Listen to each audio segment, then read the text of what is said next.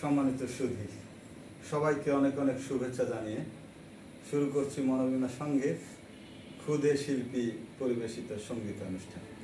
সুধী, আজকের শিল্পী অদ্রিজা কর্মকার। শিল্পী একখানি ছড়া গান গিয়ে শোনাবে।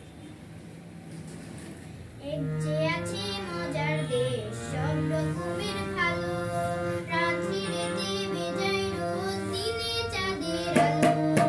এক যে আছে মজার দেশ সব রকমের ভালো, রাত্রির দিনে যাই রোদ, দিনে চাঁদের আলো।